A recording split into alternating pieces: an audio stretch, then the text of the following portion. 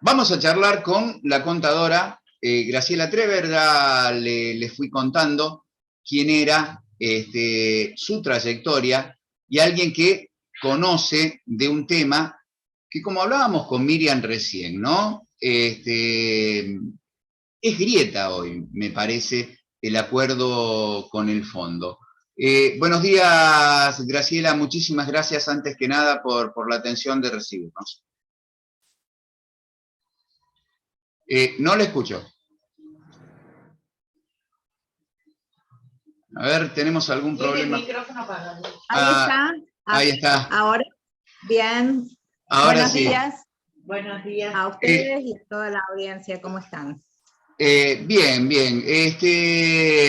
Contadora, estábamos hablando hace un ratito con Miriam precisamente de que se formó una nueva grieta en el país.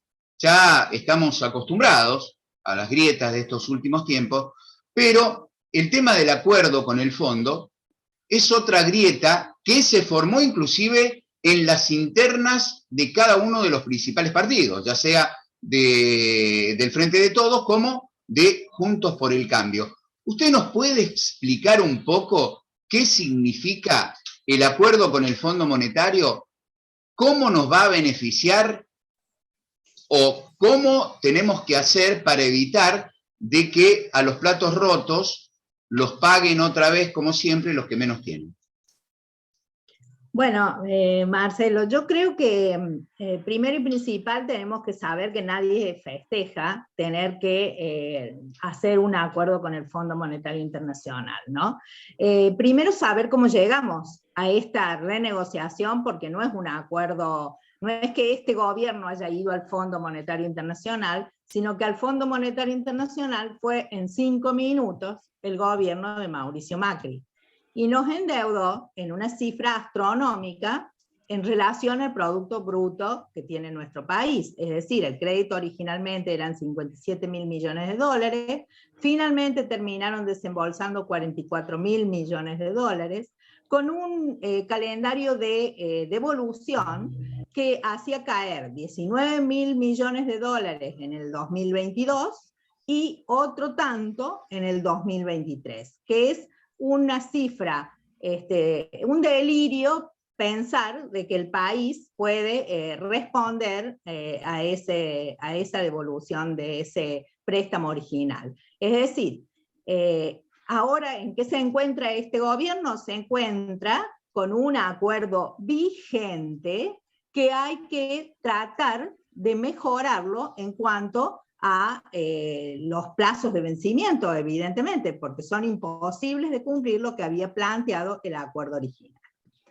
Primero eso, saber que estamos aquí no por decisión de este gobierno, sino por una situación fáctica que se encontró este gobierno con un endeudamiento astronómico.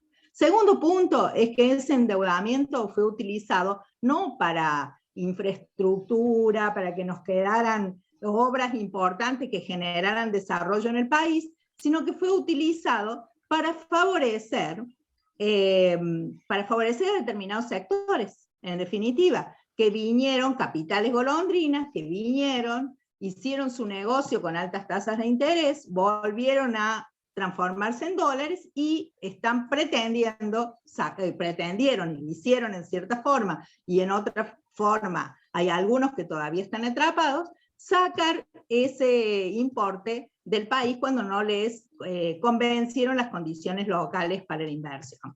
Ahora, ¿cómo llegamos hasta ahí? Volvemos de vuelta al mismo punto. Hasta ahí llegamos por la política que tuvo el gobierno anterior respecto a la liberalización del flujo de ingresos y egresos de capitales, juntamente con la elevación de las tasas locales de interés, que favorecieron determinados sectores. Bien.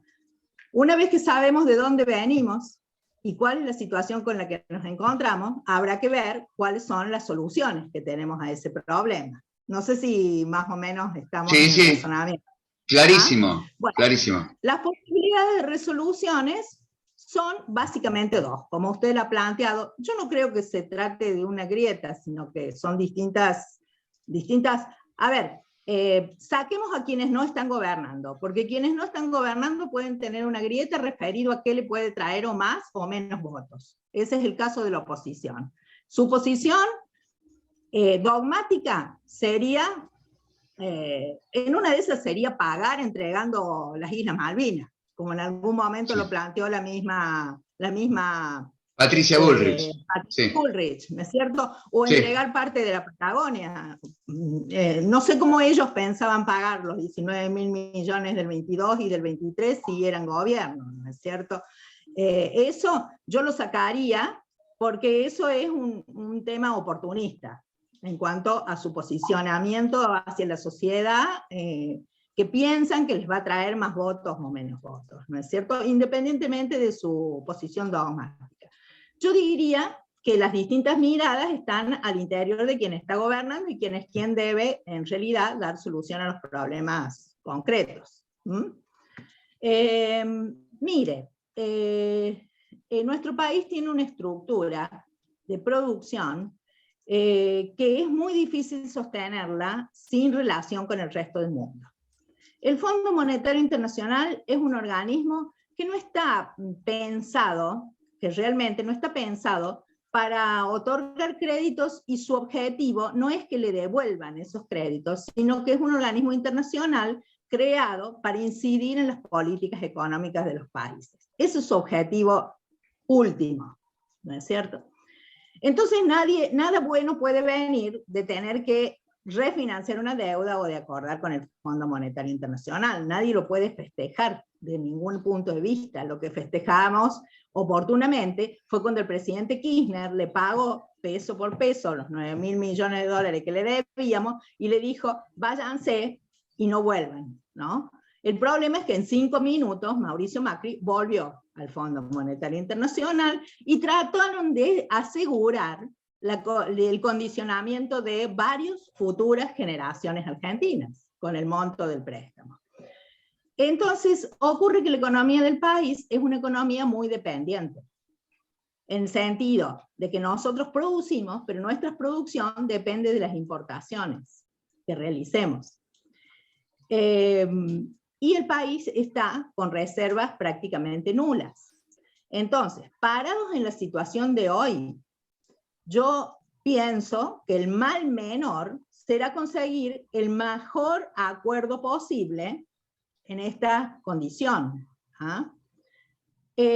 Algún sector de la coalición dice, hubiéramos negociado de otra forma. Posiblemente sí, pero lo hubiéramos negociado de otra forma, ya no se planteó. Hoy estamos en un momento, una situación, hoy, aquí y ahora, en la que hay que decidir. Las cuestiones internas del país hacen de que si eventualmente no hubiera un acuerdo con el Fondo Monetario Internacional, se produciría una desestabilización inmediata, es decir, el dólar volaría, los sectores interesados y que fueron beneficiarios de las políticas presionarían y crearía una situación de conflicto interno bastante complicada, digamos, agravadas por temas de desabastecimiento que los factores de poder argentinos están bastante acostumbrados a provocar, y posiblemente provocaría una crisis de gobernabilidad, por lo que ha ocurrido en otros momentos. Eso llevaría a un gobierno inviable en este momento. El acuerdo con el fondo, tendremos que ver la letra chica, totalmente, ¿no es cierto?, que todavía no se conoce, que tendrá que ir al Congreso. Aparentemente estaría, digamos, siendo más, digamos, más condescendiente con las condiciones. Estaría siendo, o por lo menos así lo han planteado, ¿no es cierto? Habrá que ver qué es lo que queda plasmado definitivamente. Estaría no imponiendo las condiciones que generalmente el fondo impone, referidas a las políticas laborales y a las políticas previsionales. Estaría permitiendo aparentemente la inversión pública fuerte en obra pública, que es dinamizadora de la economía. y daría un periodo de gracia de 4 años a partir del vencimiento de cada uno de los vencimientos, porque a partir del 2022 marzo, la Argentina empieza a tener vencimientos mensuales. ¿Qué significa esto? Que el plazo total sería de 10 años, pero los 10 años se cuentan a partir del vencimiento de cada vencimiento. Es decir, si por 2 años y medio Argentina tiene vencimientos todos los meses, el último vencimiento de 2 años y medio va a tener desde allí 10 años de plazo con 4 de gracia. ¿Me explico? Entonces sí. El periodo de 10 años se prolonga más o menos en promedio 1 año y medio más, ¿no? Bueno, Graciela, perdón, quiero hacerte una pregunta. ¿Por qué crees que hoy el 40% de la gente cree de que a esta deuda la tomó Alberto Fernández? Los medios... Sí, posiblemente sí, sea un tema mediático, ¿no es cierto? Que no es menor, porque en Argentina en estos 2 años tenemos que reconocer que el gobierno asumió y a los 2 meses entramos en pandemia. Sí. Que generó una situación internacional muy particular y que el gobierno abocó su esfuerzo a paliar el problema de pandemia, digamos, a producir programas de ayuda, a conseguir vacunas, ¿no es cierto?, a cubrir el tema sanitario. De todas formas, el trabajo en medios que ha hecho el gobierno es bastante escaso, ¿no es cierto? O sea, yo acuerdo con algunos comunicadores que dicen que el gobierno no se relata a sí mismo, ¿no? Creo que ahora ha comenzado en cierta forma con algo de las conferencias de prensa que da la vocera presidencial, ¿no es cierto? Pero bueno, quizás ha sido escaso el trabajo en ese sentido. Creo que los medios colaboran también bastante en eso y no se avanzó, evidentemente, la ley de medios que en 5 minutos Macri derogó. Nosotros en 5 minutos no la pusimos en funcionamiento, porque eso él lo hizo por decreto, ¿no es cierto? También es cierto que cuando el presidente acciona por decreto tiene un stop, que es la justicia. ¿Por qué? Porque la oposición recurre a la justicia y esta Corte de Justicia le avala lo que la oposición, digamos, propone. No era el caso del gobierno de Macri. Cuando Macri dictaba un decreto, iba a la justicia lo avalaba. Entonces, bueno, tenemos 2 grandes stoppers, digamos, el tema comunicacional con la ley de medios y el tema justicia, ¿no es cierto? Que bueno, que son 2 escollos bastante importantes, ¿no es cierto? Porque aún queriendo gobernar algunas cosas o deshacer algunas cosas por decreto, tal como lo hizo el gobierno de Mauricio Macri, al tener que corroborar, los decretos deben corroborarse el Congreso. Primero necesitaríamos mayoría para corroborarlos, ¿estamos? Y después, si esos decretos son cuestionados, resulta que la Corte mayoritariamente les presenta límites. Entonces estamos como cercados, ¿no? Porque en definitiva muchos aspectos de destrabar el tema están en parte legislativa y en parte de justicia. Y en parte legislativa, paradójicamente, no tenemos la mayoría, ¿no? De ahí la necesidad de legisladores que se planteaba en la elección de medio término, justamente, ¿no? Bueno, obviamente la sociedad es una sociedad castigada que tiene muchos problemas, ¿no es cierto? Pero bueno, a ver, los problemas de la sociedad en cuanto a inflación, en cuanto a que todos los días vamos al supermercado y encontramos que las cosas aumentan, necesitan solucionarse. Pero antes de solucionar eso, lamentablemente, tenemos que solucionar el problema de la deuda, porque si no, esos otros problemas no se van a solucionar o no van a encontrar una vía de principio de solución de ninguna forma. ¿Mm? ¿Y qué significa no pagar? Con un país con 0 reservas, no pagar significa no poder poner en funcionamiento el aparato productivo, que caigan los empleos, que los precios de todas formas suban, por escasez de productos a las nubes, y que tengamos un problema de desabastecimiento y posiblemente el gobierno se vea en una crisis política. Y bueno, tenemos historias de gobiernos que tuvieron que terminar prematuramente, ¿no? De modo que la situación no es sencilla, ¿no? Yo creo que lo que hay que hacer desde los que más o menos vemos la gravedad de la situación es no alimentar las grietas, justamente, con falsas alternativas. A ver, quizás sí se pudo haber negociado de otra forma, pero todo eso ya pasó, lamentablemente ya pasó. Estamos en un punto en el que, en el borde del precipicio, digamos. No sé si me explico. Sí, sí, entonces las decisiones que tenemos que tomar no se fundan en lo que se pudo haber hecho de la negociación, se fundan en tratar de presionar esta negociación lo más posible para que sea lo menos gravosa posible con la mayoría del pueblo argentino. Ahora bien, ¿qué significa eso? Porque es muy fácil decir eslogans, ¿no es cierto? Pero hay que ver cómo se traducen en la realidad los eslogans. Es decir, un eslogan muy común es, bueno, esta deuda la contrajeron determinados sectores para su beneficio, que la paguen esos sectores que la contrajeron para su beneficio. Ahora, que paguen esos sectores significa que el Estado les cobre impuestos a esos sectores. ¿Estamos? No existe la posibilidad de ir a expropiar fondos que no sabemos ni dónde están, ni de quién son, por eso están en paraísos fiscales, porque no sabemos de quién son, ni para quién, ni dónde están. Una parte sabemos que es que las personas que blanquearon, pero esas están blanqueadas, de acuerdo a una ley argentina, eso es lo más simple. Ahora, no sabemos dónde están, lo que está en paraísos fiscales, y por eso están en paraísos fiscales. Entonces, ¿de qué se trata? De establecer leyes impositivas que le cobren a esos sectores. Ahora bien, para incrementar impuestos, incrementar alícuotas de impuestos, eso pasa por el Congreso y debe ser votado. Es por eso que Juntos por el Cambio ahora condiciona su apoyo al acuerdo del Fondo Monetario Internacional en que no se creen más impuestos. ¿Qué significa esto? Que una de las herramientas que podría ser útil para que la paguen quienes justamente se fueron beneficiados, que es prolongar por unos años el aporte de las grandes fortunas, posiblemente termine bloqueado en el Congreso, en la Cámara de Diputados, que es la Cámara que decide sobre los impuestos de la población. A ver, esto no sería una locura, porque Alemania, por ejemplo, tiene un impuesto extraordinario a sus sectores de más altos ingresos con motivo de la pandemia y lo está aplicando, y lo va a aplicar por 5 años.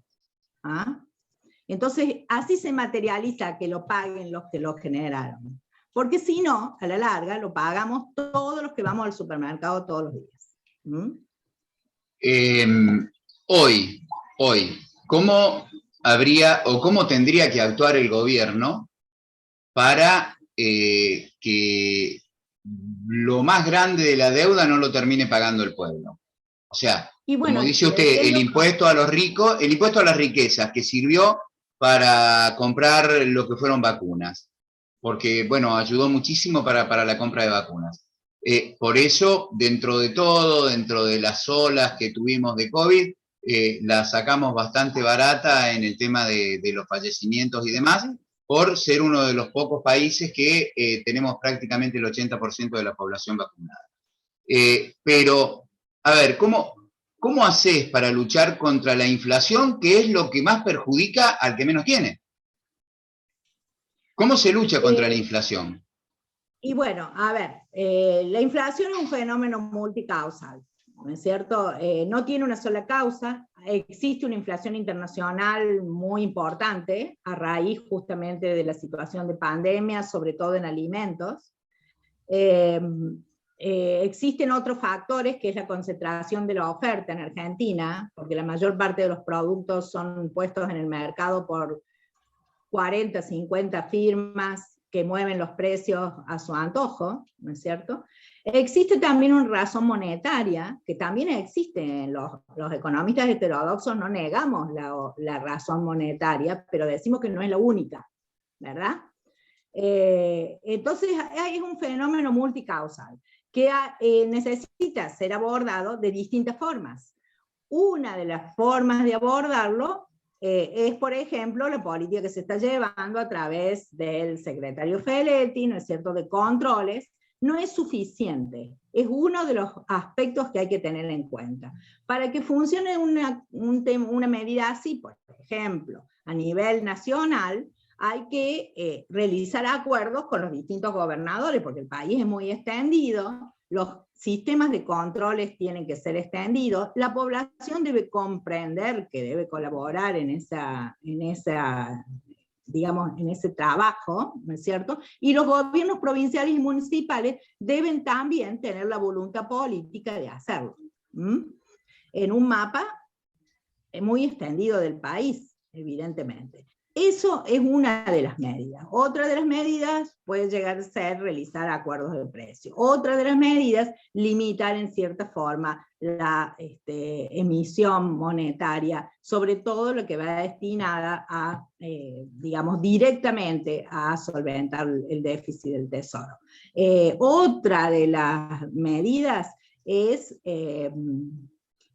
realizar determinadas acciones que permitan tener un horizonte de previsibilidad y que se refiere y que están vinculadas justamente con la solución de los problemas macro, ¿no es cierto? Que permitan que el Banco Central acumule reservas para descomprimir la presión que tienen esos sectores financieros concentrados en la economía del país. O sea, hay diversas medidas que es necesario tomar, ¿no es cierto? Otra también es involucrarse en la cadena de valor de los formadores de precios, ¿no es cierto? Y transparentarlas, ¿estamos?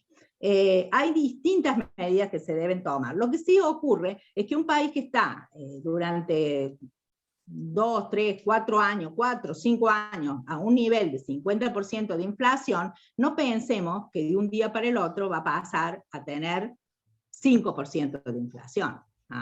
No, es necesario que la inflación vaya cediendo en forma gradual.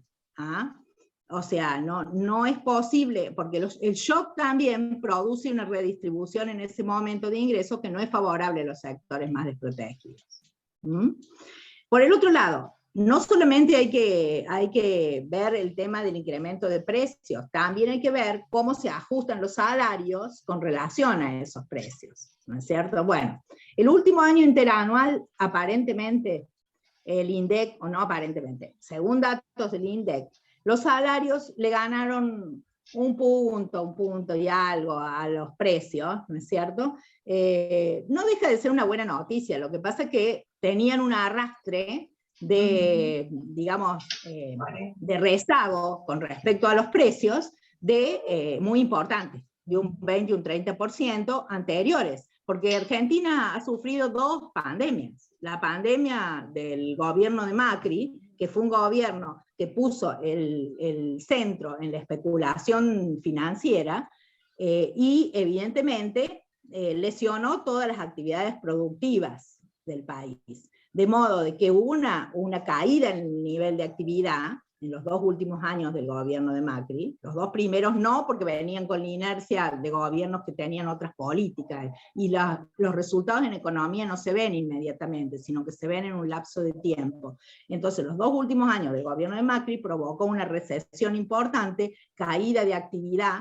La actividad industrial cayó todos los meses del gobierno del presidente Macri, mientras que todos los meses del gobierno del presidente Fernández, la actividad industrial fue creciendo, a pesar incluso de la época de pandemia. Entonces, bueno, son 2 políticas antagónicas. Yo creo que la real grieta son los 2 modelos de país.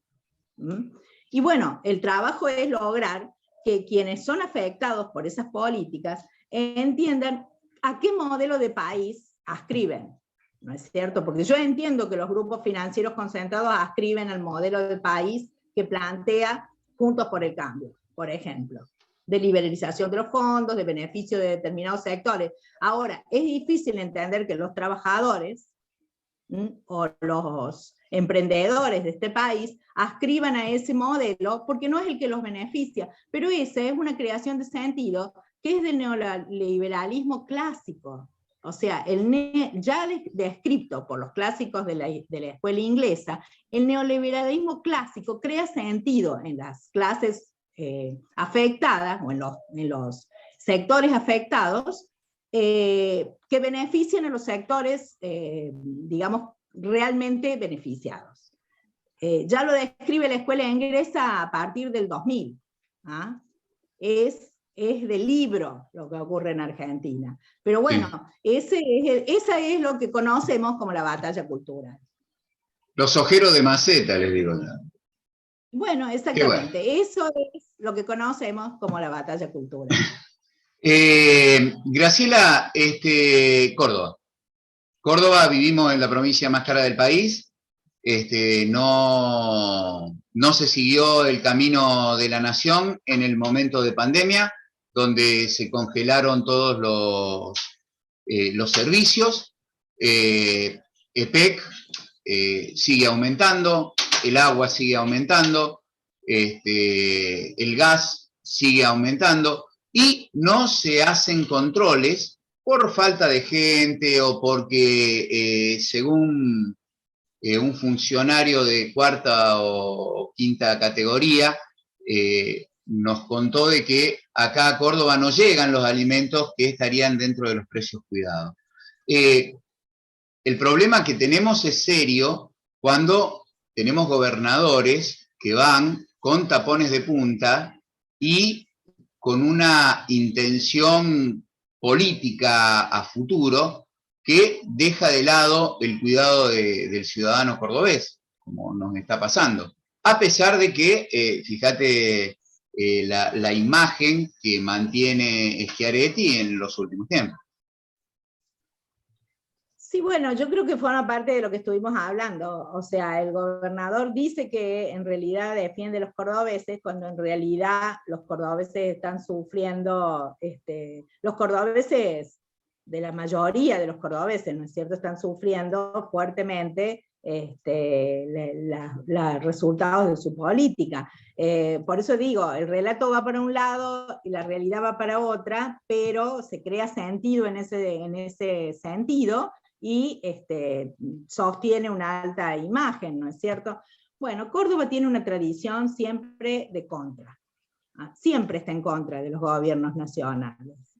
¿Ah? No, o sea, esa es una tradición, le digo, porque cuando el gobierno nacional es, digamos, de corte peronista, el gobierno de Córdoba es de corte radical, o dentro del mismo peronismo siempre está en contra, ¿no es cierto? Parece ser que eso es lo que piensan los dirigentes, que acumula votos, y bueno, y es una interacción entre la creación de sentido y el deseo de diferenciarse, ¿no? O sea, casi para un sociólogo, no para alguien que se dedique a la economía. Ahora, sí, a ver, Córdoba tiene una situación muy complicada, de hecho es una de las provincias con peores indicadores, ¿no es cierto? Y no creo que la situación vaya a mejorar, porque a partir de la no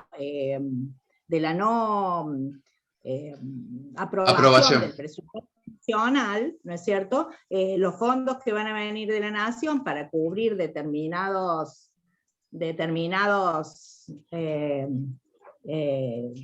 digamos, necesidades, por ejemplo, la caja de jubilaciones, van a ser menores. Entonces, la perspectiva, la verdad, de los cordobeses no va a ser sencilla, ¿no? Yo creo que realmente se va a agravar, ¿no? ¿Cómo nos va a ir? Bueno, hay que tener una bola de cristal para saberlo, pero yo digo, los cordobeses siempre estamos, imagínense, cuando el presidente era Alfonsín, el gobernador era Angelos. ¿Qué punto de contacto tenían? Ninguno, no. Estaban en contra, dentro del mismo partido. ¿Ah? O sea, por eso le digo, para corroborar lo que yo le decía antes, ¿no es cierto? Los cordobeses, por eso le digo, es casi un problema sociológico. Los eternos díscolos. Sí, la nación yo creo que ha concurrido a realizar aportes importantes a la economía de Córdoba, pero bueno, de ahí en adelante las relaciones creo que se van a complejizar justamente por eso, porque los legisladores de Córdoba colaboraron a la no aprobación del presupuesto nacional, y la no aprobación del presupuesto nacional perjudica a los cordobeses. O sea, no veo cómo defiende a los cordobeses en ese aspecto, porque Córdoba, de sus ingresos, mire, históricamente, más o menos, el 45% de sus ingresos son ingresos propios de recaudación impositiva. El resto de los ingresos de Córdoba provienen de la nación, a través de coparticipación, a través de direccionamiento de fondos de la nación. Entonces, bueno, qué sé yo, si no viene en esa parte, evidentemente la otra forma de cubrirlo son, por un lado, deudas, o por el otro lado, producir mayores imposiciones a la población. Las imposiciones a la población son a través de las tarifas de las empresas, digamos, del Estado, privatizadas, o qué sé yo, o privatizando a empresas, ¿no? Que en algún momento fue el proyecto de la Sota, privatizar EPEC, que está, la verdad que en este momento la están desguazando camino a una privatización, o bien privatizar incluso el Banco de la Provincia de Córdoba. Ese fue un proyecto, porque a ver, ¿cómo se cubren los huecos? Con deuda que no va a poder tomar en el exterior, porque la provincia está fuertemente endeudada en dólares. Si bien el caso particular es bastante distinto a lo que ocurrió en la nación, porque en la provincia de Córdoba por lo menos se han realizado algunas obras de infraestructura, por lo menos visibles desde la ciudad de Córdoba, fundamentalmente, ¿no es cierto? Pero alguna inversión en ruta se ha hecho y demás, pero está fuertemente endeudada en dólares. La provincia no genera dólares, los dólares tienen que venir de la nación, forma parte del combo de deuda existente. Entonces, autorización para tener otro endeudamiento en dólares no va a haber. Argentina no está tomando endeudamientos, no tiene capacidad para generar endeudamientos. Y si alguien le pretendiera dar, sería tasas astronómicas, es una locura, la nación no la va a autorizar, de modo que no se puede cubrir con endeudamiento. Si la nación no le gira los fondos necesarios, y bueno, le queda solamente subir impuestos o vender alguna de sus empresas íconos, que podría ser la empresa de energía, que ya le digo, está desguazándola fuertemente, o el Banco de la Provincia de Córdoba. Otra alternativa no tiene. Entonces, bueno, resulta que no acordaron o no colaboraron para que se aprobara el presupuesto, y eso terminó perjudicando a los cordobeses, por más que desde la tribuna, en la apertura de sesiones, el gobernador grite que defiende a los cordobeses. Aparentemente pareciera que defiende a algunos sectores de los cordobeses, ¿no es cierto? El problema es que en general la población de Córdoba no lo ve. Tenemos un fuerte cerco mediático, ¿no? En Córdoba. Graciela, bueno, sabemos de que tenés un compromiso a las 10:30, muchísimas gracias por habernos atendido, y te comprometo a una próxima charla, porque desde los corrillos del Panal se está hablando de que meterían mano en la caja de jubilaciones, porque como no están en el presupuesto, como no esperaban que les llegue el 58% menos de lo esperado, bueno, algo tienen que hacer, y me parece que van a volver a pagar nuestros queridos viejos este error. Sí, me parece terrible, pero bueno, no se vienen buenas noticias para los cordobeses, lamentablemente. Gracias, Graciela, de verdad, muchísimas gracias por habernos atendido. Gracias. Bueno, un gusto. Seguramente han quedado muchas cosas en el tintero que se podrán conversar. Que se podrán conversar próximamente. Muchísimas gracias. Gracias. Bueno, así entonces pasaba